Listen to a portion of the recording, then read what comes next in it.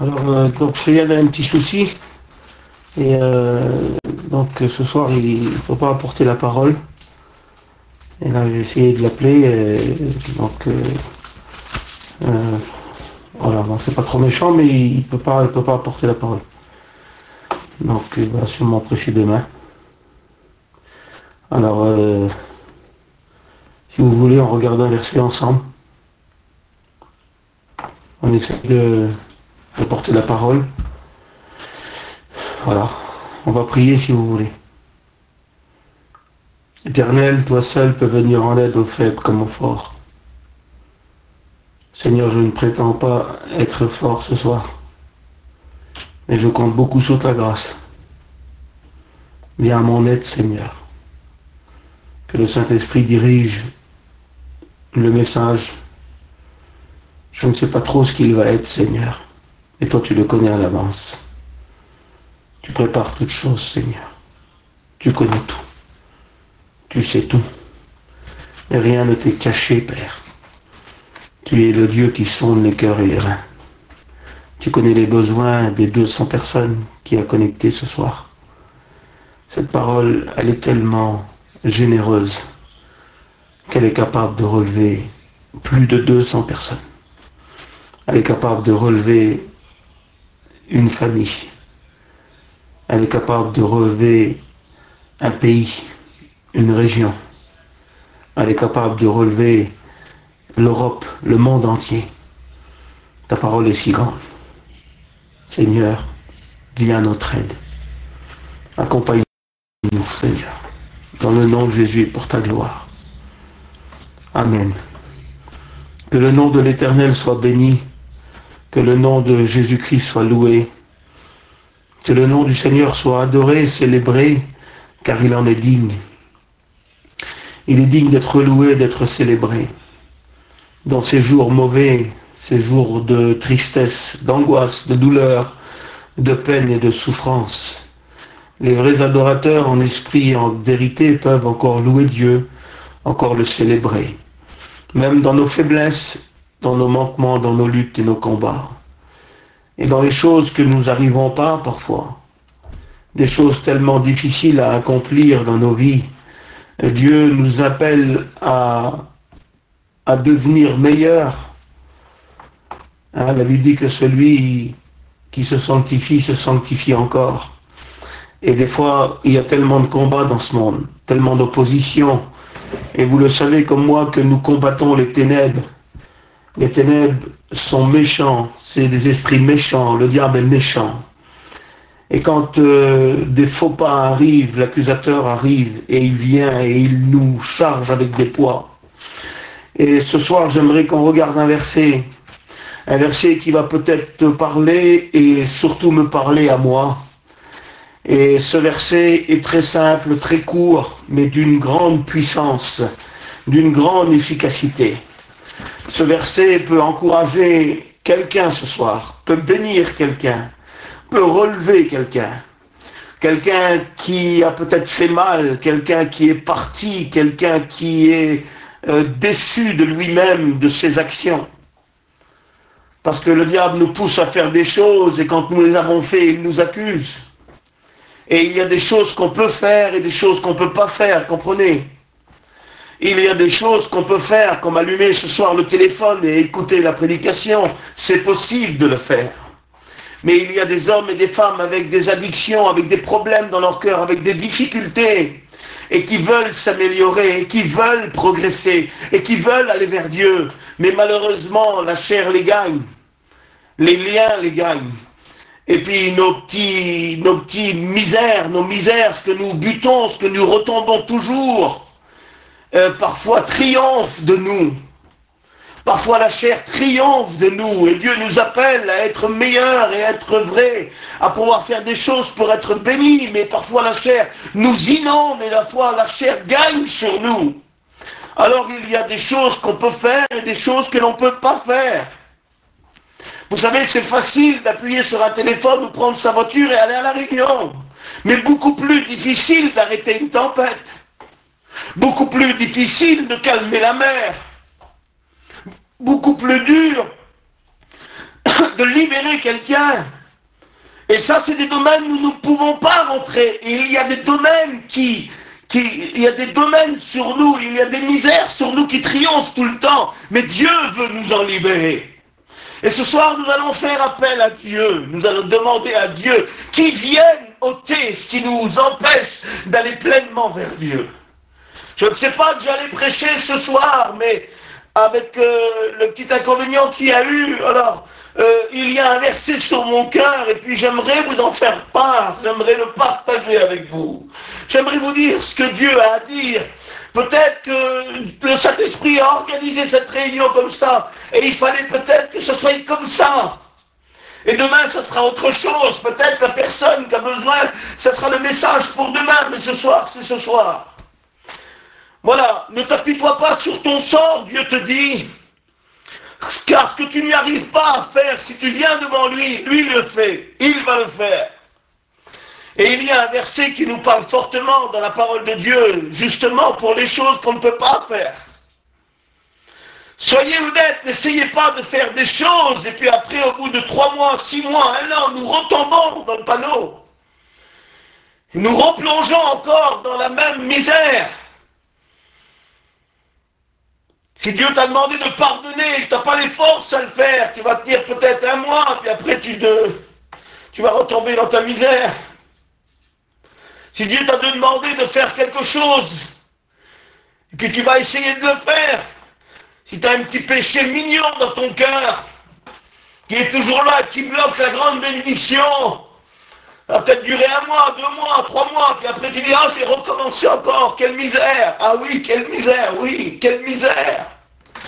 Et puis après tout ça, nous savons que le diable s'appelle l'accusateur et qui vient charger nos vies de lourds fardeaux par nos erreurs que nous commettons. Parfois Dieu nous demande à être gentils, mais on est méchant, méchant, méchant. La chair est méchante. Et puis on est gentil quelques mois, quelques semaines, et après on redevient méchant. Oh, quel dommage que nous n'arrivons pas à accomplir ce que Dieu nous demande. Il y a devant nous des montagnes immenses. Des montagnes que nous ne pouvons franchir. La montagne du choix, personnellement intérieur de nous. Oh, je voudrais aller vers Dieu, que je sois un homme vraiment béni. Mais il y a des choses qui coincent, qui bloquent. Et je me bats pour essayer de devenir meilleur, mais il y a quand même ces choses qui sont là. Et Dieu, ce soir, veut nous dire quelque chose. Combien d'incrédulité que nous pensons que nous ne serons pas meilleurs. C'est faux, c'est le diable qui dit ça. On lit ce verset dans la première épître de Thessaloniciens 5, verset 24. Et puis il y a un verset qui ressort pour nous appeler et nous dire que Dieu va faire quelque chose. Que Dieu va agir au sein de ton foyer, au sein de ton ministère, au sein de ta vie personnelle avec Dieu. Mais j'y arrive pas, Donald, je suis complètement faible, tu sais. Ah, c'est bien beau de me parler comme ça, mais tu ne connais pas mon cœur. Non, je ne connais pas ton cœur, même pas ton visage. Mais celui que je vais prêcher ce soir, la Bible dit qu'il sonde les cœurs et les reins. La Bible dit que la parole n'est pas encore sur notre langue, que déjà il la connaît. La Bible dit qu'avant qu'on naisse, il connaissait nos jours. La Bible dit que celui que je prêche ce soir, qui compte les pas d'une vie.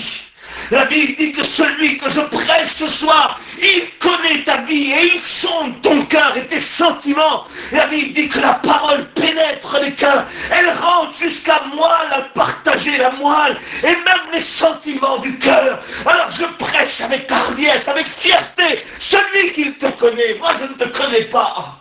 Et pourquoi il change le message? Pourquoi il met un autre pasteur? Parce qu'il a besoin d'écouter ça ce soir. Je n'ai besoin d'écouter ça aussi. Je ne pensais pas prêcher ce soir, mais Dieu connaît tout. Et Dieu sait tout. Alors ton problème, nous allons le mettre de côté 5-10 minutes. Et nous allons laisser Dieu parler. Et Dieu va commencer cette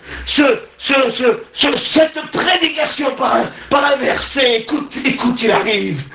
La Bible dit que celui qui est fidèle La Bible dit que celui qui nous a appelés, celui qui t'a appelé, celui qui m'a appelé, celui qui m'a sorti des griffes du diable.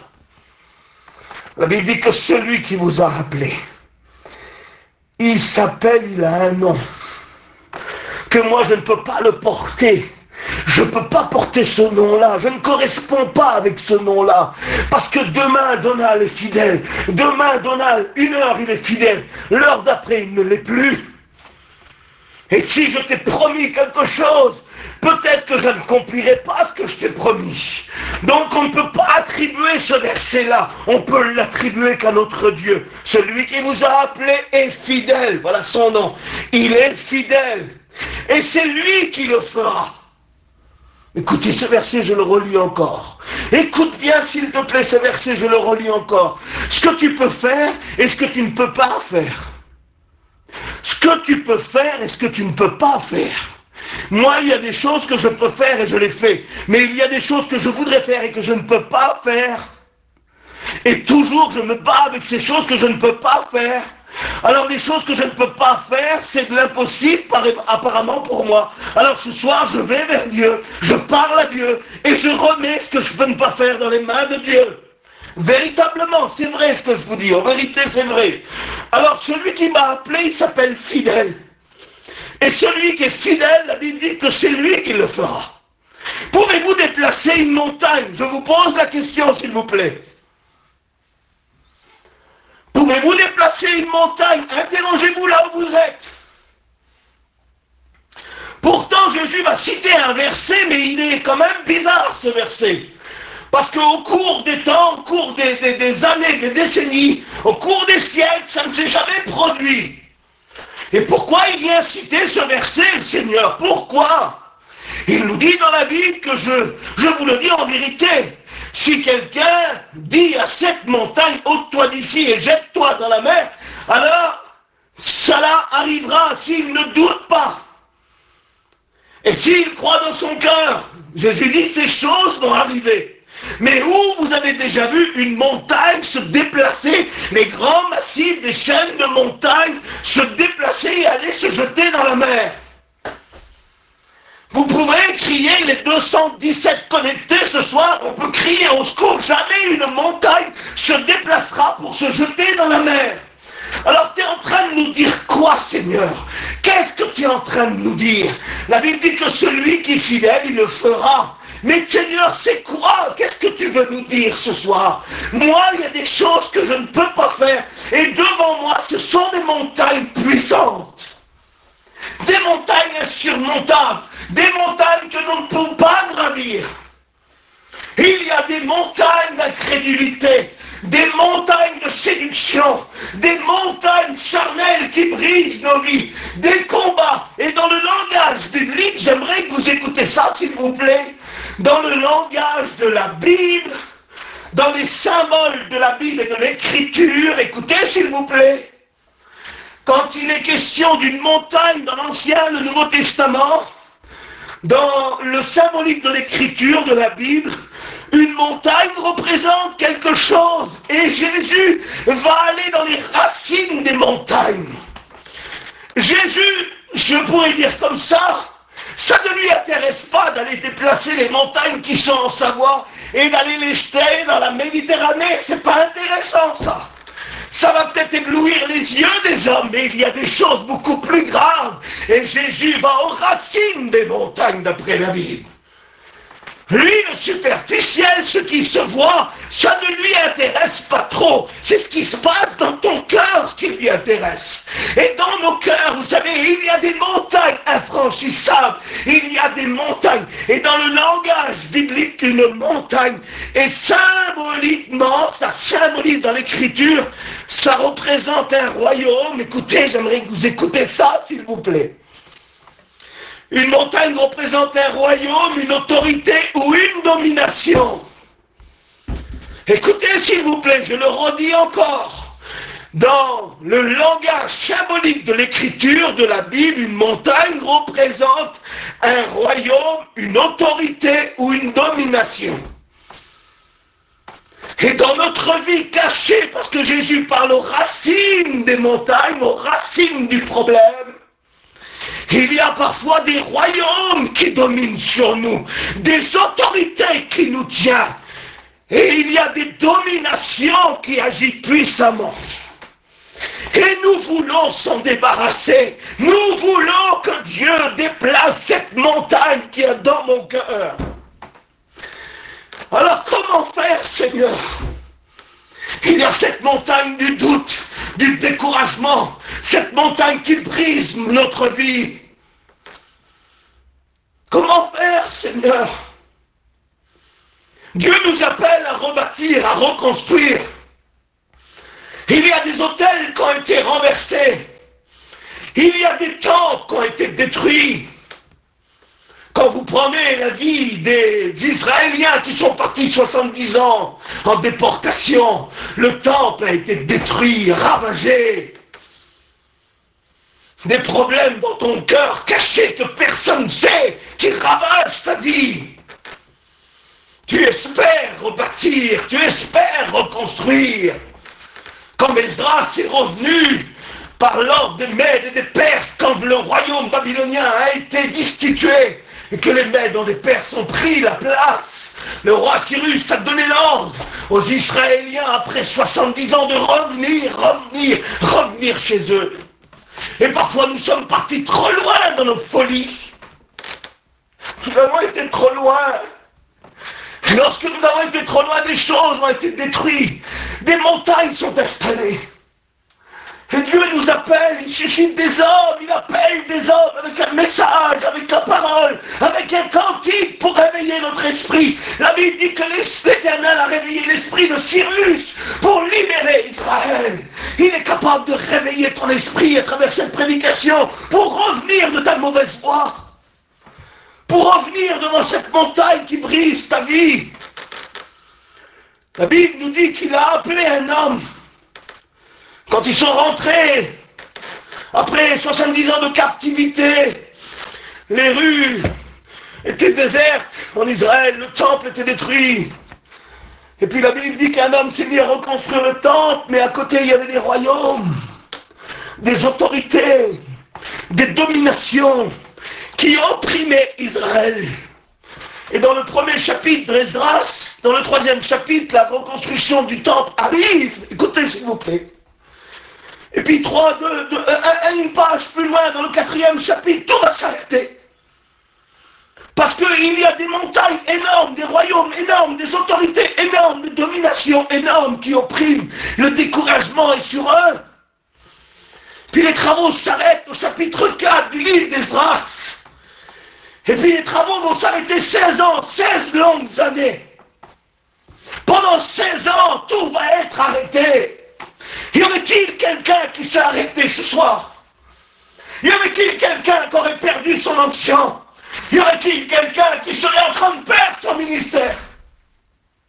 Y aurait-il un homme qui serait brisé de ce qu'il a fait et qu'il a décidé d'arrêter en lui-même et qu'il a terminé, c'est fini, c'est fini, c'est fini, toi c'est fini. Mais pour Dieu, celui qui est fidèle, celui qui vous a appelé est fidèle, et c'est lui qui enlèvera ton problème, c'est lui qui ôtera cette montagne, et c'est lui qui te donnera les forces pour rebâtir.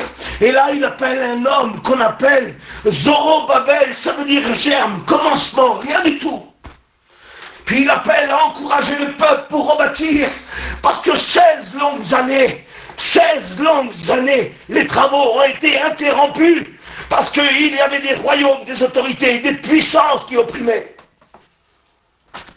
Et Dieu appelle. Il appelle un prophète puissant qui s'appelle Zacharie. Zacharie veut dire Dieu se souvient. Dieu se souvient. Dieu n'est pas injuste pour l'amour que tu as manifesté pour lui, j'aimerais te dire ça. Même si ton temple est détruit, même si ta vie est détruite, même si ton cœur a été détruit par un péché, par une addiction, par un lien, ou parce que tu as fait, par le mauvais témoignage que tu as rendu, le diable est venu et il t'a chargé. Et tu n'as plus la force d'avancer. Et quand tu regardes, c'est toutes les autorités, des dominations, des montagnes qui t'environnent. Mais ce soir, j'ai une bonne nouvelle, car les versets vont arriver. Car devant les montagnes qui t'environnent, les autorités, les puissances, et lorsqu'il ordonne à Zacharie de prophétiser et d'encourager le peuple par le moyen de Zorobabel de reconstruire le temple, il y a un verset puissant qui va arriver dans le livre de Zacharie. La Bible dit comme ça, écoutez, nous essayons de faire nos efforts pour des choses qu'on n'y arrive pas, mais arrête s'il te plaît. Tu es fatigué plutôt qu'autre chose. Tu es fatigué plutôt qu'autre chose, parce que tu te ronges à faire des choses que tu n'arrives pas. Les choses que tu n'arrives pas, il n'y a qu'un seul remède, il n'y a qu'un seul espoir, il s'appelle Jésus. Quand il ordonne à Zorobabel de reconstruire le temple qui a été détruit, savez-vous ce qui se passe? Devant Zorobabel, il y a une grande montagne. Et le verset de Zacharie 4, verset 6, va sortir de la Bible et va sortir dans les oreilles de Zorobabel et dans le peuple. Et voilà ce que Dieu va dire. Ce n'est ni par la force, ni par la puissance. Ce n'est ni par tes efforts. Mais la Bible dit que c'est par mon esprit, dit Dieu. Et Dieu se tourne vers la montagne qui est devant Zorobabel, veut dire j'ai un commencement. Il est tout petit devant cette montagne. Nous sommes tout petits devant les dominations, devant les royaumes et les autorités. Devant le diable et ses démons, ses hiérarchies, ses démoniaques. Tout ce qui arrive, tout ce qui combat contre nous, nous sommes sans force devant cette multitude nombreuse qui s'avance contre nous pour nous détruire.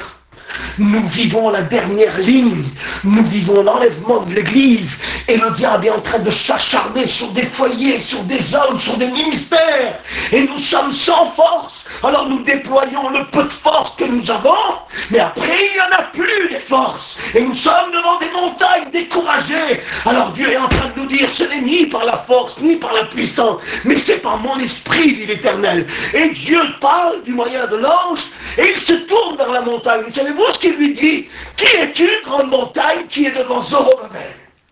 Écoutez le verset puissant. Parce que devant nos montagnes, pas de solution. On peut avoir les meilleurs équipements du monde, alpinistes. Il y a des montagnes que nul ne peut franchir. Et surtout quand c'est des domaines spirituels. Pire encore, des hommes vont jusqu'à Mont Everest, les montagnes les plus hautes de la Terre, 11 km je crois. Et ils arrivent jusqu'en haut. Mais ils arrivent à gravir les hautes montagnes, mais il y a des dominations, des autorités, des puissances qui les est incapable de dominer. Il y a des choses en nous qui sont là, enracinées à la racine des montagnes, et que rien ne peut faire. Nous sommes toujours en train de retomber dans nos misères, retomber, ça fait qu'on est toujours à zéro. Mais l'Éternel dit non, non, non, demain. C'est pas par ta force ni par la puissance, c'est rien que par mon esprit, c'est tout. Et puis moi, écoute, si tu me laisses faire, je suis le seul à parler à ta montagne, parce que regarde ce que je fais pour Zorobabel. Dans Zacharie, vous le lirez. Il se tourne et il dit, qui es-tu, grande montagne, qui est devant Zorobabel? Il dit, tu seras aplani. Et seul Dieu, seul Jésus est capable d'aplanir les montagnes. Et il dit, tu seras aplani. Tu seras aplani. Et il dit, sur elle, on posera une petite pierre, et elle s'appellera grâce, grâce, grâce, grâce. Et nous savons que la pierre, la petite pierre qui s'est détachée et qui est venue sur la terre, c'est la pierre angulaire qui a rejoint les païens et les chrétiens, qui les a mis ensemble, qui nous a fait rejoindre avec Dieu. C'est cette pierre qui s'est détachée comme la statue. Vous savez, la grande statue immense qui séduit la terre. La grande statue dans le livre de Daniel, vous la voyez cette statue, vous la connaissez, hein? Nous on ne l'a pas vu, c'est Daniel, et c'est le roi Nebuchadnezzar qui a vu la statue. Écoutez, il l'a vu lui. Mais il y a des statues qui arrivent, qui ressemblent à peu près à elle, hein? Celle-là, elle a la tête en or, elle a tout le torse là, ici, il est en argent, ses bras sont en argent, ses cuisses sont en bronze, ses pieds sont en argile et du fer, elle est séduisante, oh là là. Combien de choses qui arrivent à nous séduire encore aujourd'hui, hein? C'est un peu comme des grosses montagnes, des montagnes ou des grandes statues. Alors on va faire l'alliage, on va mettre les deux ensemble. C'est des choses impossibles à briser, impossibles à détruire. Une montagne ne peut pas être jetée dans la mer, il n'y a que Jésus qui fait ça. Et puis une grande statue énorme, séduisante, vous le lirez dans le verset, Daniel chapitre 2, verset 34, vous le lirez. Vous le lirez chez vous. Et vous verrez si un jour vous n'avez pas cette statue qui se présente, parce que le diable fait briller les choses. Il fait briller l'or, l'argent, il fait briller le bronze. Il fait briller même le fer. Et pour une petite voiture de rien, on arrive à se corrompre. Des personnes se corrompent pour une petite voiture. Alors si ça monte jusqu'à l'or, alors on est pratiquement perdu. Mais Dieu est en train de nous dire que tout ça, tout ce qui domine sur nous, toutes ces puissances-là, dans le verset, quand vous lirez de Daniel chapitre 2, verset 34, il y a un phénomène extraordinaire qui arrive. C'est le phénomène de la puissance de Dieu. Pour ces grandes statues qui sont devant nous, qui nous séduisent et que le diable essaie de faire briller les choses pour nous dévier de la volonté de Dieu, il nous faut du secours qui vienne d'en haut. Et puis dans le verset, quand il regarde la statue, elle est éblouissante, merveilleuse. Puis il y a une pierre qui arrive. Sans le secours d'aucune main, dit la Bible. Elle se détache du ciel, une petite pierre. C'est vrai que ce passage représente l'eschatologie, le retour en gloire, mais j'aimerais vous le sortir au niveau spirituel ce soir et vous faire comprendre que devant ces grandes statues séduisantes ou ces montagnes infranchissables, il n'y a que Jésus. Dans le verset, une petite pierre se décroche du ciel et la Bible dit qu'elle vient frapper les pieds de la statue. Et cette grande statue énorme, puissante, séductrice, attirante, par cette petite pierre de rien qui est le Christ, d'après aux yeux du monde, elle brise les statues, elle brise les montagnes. Alors je rappelle le verset, ce que tu peux faire et ce que tu ne peux pas faire. Et là on est dans un domaine où nous ne pouvons plus rien faire. Regarde ton problème, regarde ce que tu vis, regarde ce qui se passe à la maison, regarde les efforts que tu as déployés et que tu es toujours au même point. Parce que tu as déployé des efforts, mais dans la mauvaise forme. Tu ne les as pas déployés comme Dieu te l'a demandé. Parce que quand Dieu parle au niveau de la montagne, la Bible nous dit qu'il parle à la montagne, mais c'est par l'esprit que Zorobabel arrive et qui se blottit en Dieu. Et puis quand il parle à la montagne, il dit, je vous le dis en vérité, si quelqu'un dit à cette montagne, ôte-toi et jette-toi dans la mer, et s'il ne doute pas, écoutez, le diable va installer le doute dans ton cœur, mais brise-le au nom de Jésus. S'il ne doute pas en son cœur, mais qu'il croit que ce qu'il dit arrive, il le verra s'accomplir. Écoutez le verset 24. C'est pourquoi tout ce que vous demandez en priant, croyez que vous l'avez reçu et vous le verrez s'accomplir. Il y a des choses qui vont arriver. Il y a la petite pierre qui va se détacher et qui va venir frapper ton problème. Frapper la statue. Parce que celui qui nous a appelés est fidèle et c'est lui qui le fera. Que Dieu vous bénisse. Gardez ce message dans votre cœur. Et rappelez-vous que devant vos problèmes, devant vos misères, devant vos addictions, devant un péché qui revient toujours, qui revient, et puis nous luttons avec, il faut que la main de Dieu intervienne et qu'elle vienne briser sans le secours d'aucune main. Écoutez le verset, sans le secours d'aucune main. Dieu n'a pas besoin du secours de la terre pour venir libérer ses enfants. Dieu n'a pas besoin de système terrestre pour venir terrasser les statues, les géants qui sont devant toi. Il a juste besoin que tu t'humilies et que tu lui dis, Seigneur, je crois. J'arrive pas à gravir cette montagne. Je te le demande, je le crois, jette-la dans la mer, enlève ces racines mauvaises, enlève toutes ces choses. Seigneur, la statue, elle m'attire, elle est séductrice, elle est puissante. La statue de Daniel représente les 4 royaumes. Le royaume de Babylone, le royaume de Perse, les Grecs et les Romains, ceux qui ont gouverné le temps des nations, la Bible dit ça, c'est les plus puissants de la terre. Et aujourd'hui, nous pouvons combattre les plus puissants, les domaines, les dominations, les autorités, parce qu'il y a le secours d'aucune main. Dieu vient et il jette sa pierre. Il est venu, Jésus. Jésus est venu pour briser toutes les actions ténébreuses. Alors, ce que tu peux faire, fais-le. Et ce que tu ne peux pas faire, regarde, c'est simple, regarde. C'est simple d'appuyer sur le bouton après la prédication et de crier à Dieu. Tu peux le faire, ça, hein? Ce n'est ni par la force, ni par la puissance, mais c'est par mon esprit. Tu peux le faire, ça.